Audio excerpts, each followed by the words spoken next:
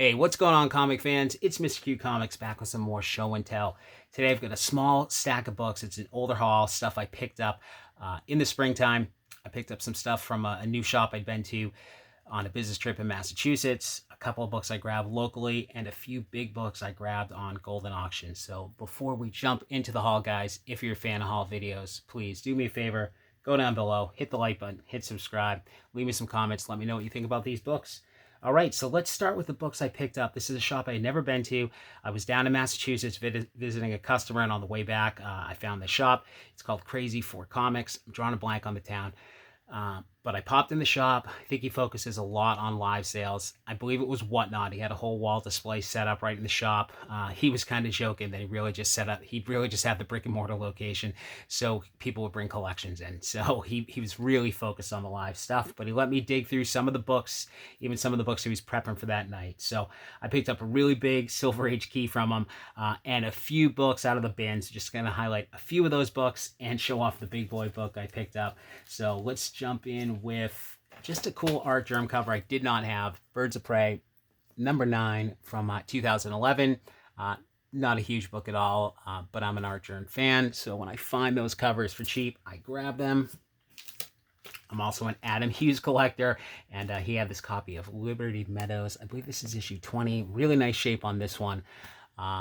Never come across it before, not something I typically look for. But, you know, when I come across Adam Hughes covers, I am going to snatch them up when they are cheap. This is, I believe this is an Italian reprint of Marvel Team Up 95. This is beat up, but I don't come across these, foreign editions too often. So I grabbed this. It's the first appearance of Mockingbird. Again, Italian edition, but probably VG range, but very cool. Also, cover art. I'm a huge Dave Stevens fan. Typically, known for his, good girl art. And did a lot of work on the Rocketeer series from Comico. This was one I did not have. Very cool cover. Rocketeer Adventure Magazine number 1. Again, this one's in pretty decent shape. And final 2 books I grabbed from the bin here. These are books I've always wanted. Spawn McFarlane covers. The homage covers that get pretty pricey. These are, again, Italian reprint editions from Panini. This is issue number 127, which is the Amazing Spider-Man 316 homage. U.S. edition is issue number 222. And they also had issue 128, which is issue 223 in the U.S. Edition. Homage to Walking Dead number 1. So both of these really pricey if you try and buy them at a con or on eBay, and I just never want to pay those prices. I'm a huge McFarlane fan. Cover art I've always wanted, so I was happy to pick these up on the cheap. They're beat up. They're not in great shape. They got some really big spine ticks, but still happy overall with those. And basically what I was paying for, I was paying for the big book, and he kind of threw in all the extra books I picked out of the bin, which I can't remember what he had on those. I had a big stack, but they're probably like $60, $70 worth of books when I picked up this Silver Age key that he had. I was kind of hemming and hawing. It's beat up. It was right about FMV at the time, I believe, but I ended up walking out of there with Incredible Hulk number 3. I don't come across books like this too often. I don't do a lot of conventions, and I try not to buy too many books on eBay that I can get locally, especially big books. I get nervous buying big price tag books on eBay, but it's a really solid copy. It presents really well. It does have a detached cover though. He thought it was hanging by a thread, but just from the handling, it was detached. So I knew that. I knew what I was getting, but I like that it presents really nice. The page quality is nice. You can actually flip through it. It's not super brittle. So I think I walked out of there with everything for $700, which, maybe I overpaid a little. I don't know where this book is at now, but I mean, this is a pretty big Marvel Silver Age key. You got the 3rd appearance of the Hulk overall. Obviously nowhere close to a number 1, but very happy to have picked that up. So very cool pickup on that. All right, and then a couple of books I grabbed from a local antique shop. This is the shop I hit up all the time. I have my own stuff in there I sell as well. So I've had my eye on this book for a while. It's a classic Neil Adams cover. It gets really pricey, and I just haven't wanted to pay that price tag. One of the vendors that I look at his stuff, hardly ever buy anything. His prices aren't terrible, but usually it's a lot of filler stuff. And his key books are usually priced pretty high. I think he's willing to work with you if you get a hold of him. But regardless, I haven't bought much from him. But he had a copy of this, Superman 233. This is a really decent copy, probably in the fine range. I picked this up for $38. So he had it, I think it was like $50, but they always have an annual sale where every vendor has to do a discount. I knew he'd be at least 20%. So I held off, and it was still there. I went on the first day of the sale. So very happy to grab that awesome Neil Adams cover from 1971. And I think it was the same day. Another vendor in the that I check out every so often, he put in this slab, and it was he usually has more modern stuff, but he had this copy of Secret Wars #8 in a 9.6, which I don't think this has been cleaned or pressed at all. I thought I saw some indents there that may be pressable, so I was going to take a shot at cracking this out and resubmitting it. So I think with the discount, it's about $260, which I don't know what this is going for now. Like I said, I bought this stuff in the spring, so prices were a little bit up. Everything's kind of corrected, you know, a little more. In the past few months, things are kind of come back down to earth, but checking out Secret Wars #8, it doesn't look like this book has had as much of a drop-off as some other big keys. This and ASM 252 have seemed to stay fairly steady anyways throughout the course of 2021, 22, and now they're down maybe 10 or 15%, if I recall correctly. So I think it's worth cracking it out and taking a shot at a 9.8, which I think is probably about a $750, $800 book as of right now in July of 2023. So happy to find that. Then I hit up another one of my local shops that I have not been buying from a lot. Just don't get up there as much. But they have a few key Spidey books that I pulled the trigger on. Another copy of ASM 122, Death of the Green Goblin. Awesome John Romita cover. I have a couple copies of these that I'm going to be selling. They're both graded 8.5. And for me, sometimes I don't need a book to be graded in the PC. I'm happy with a nice mid-grade copy. So I came across this and was like, this is a solid mid-grade copy. It was, I think it was 100, and I'm losing my place on my notes. I paid $185 for this. So probably about what it's worth. But for me, I was like, you know what? I'm going to sell off the slabs and keep the raw book. It's complete. I'll keep the raw book in the collection. So very happy to pick that up. And then another one I've been able to pick up a few copies of over the years, ASM 135. It's another one of those issues where it's an arguable, you know, appearance. Most call this the second appearance. A lot of people call 134 the second appearance, but, you know, whatever. ASM 135, second appearance of the Punisher. This is a really sharp copy, probably high VF range. This one was $140. So happy to grab that.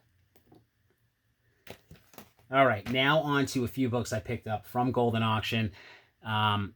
If you guys aren't familiar, they're another online auction house, really focused on sports memorabilia, high-end graded sports cards. And they recently got into comics in the past year, I'd say.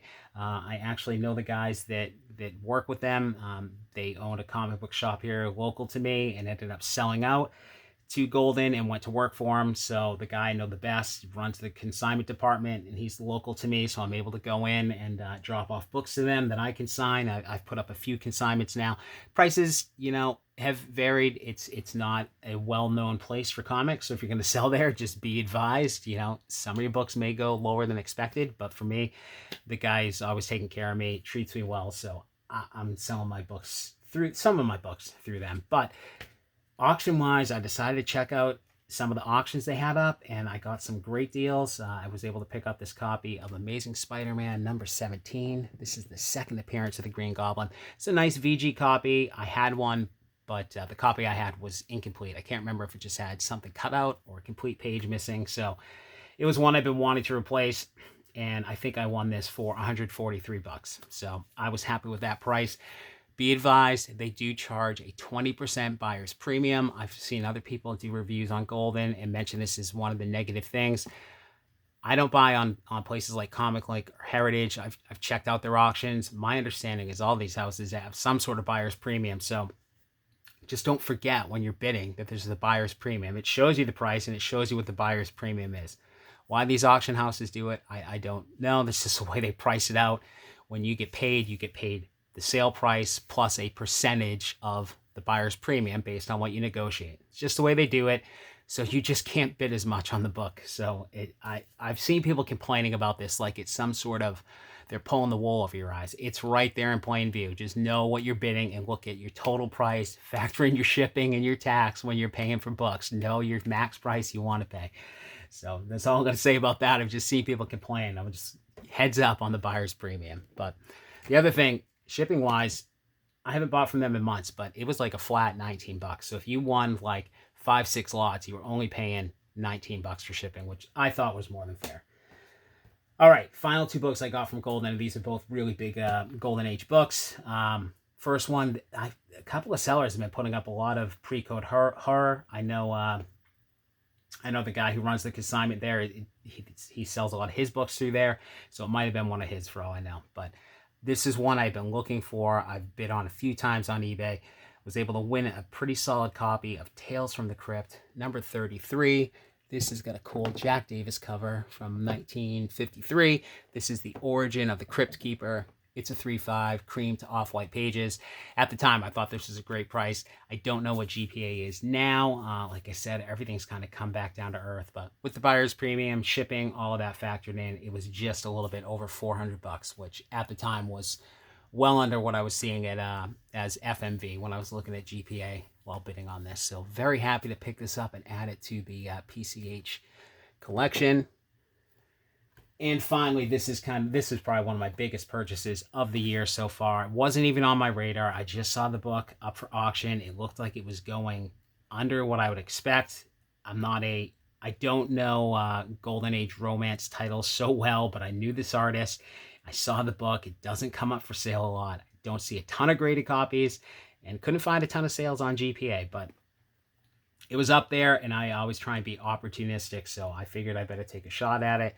I was able to win Cinderella Love number 29. This is a classic Matt Baker cover, highly sought after. St. John Publications from 1955.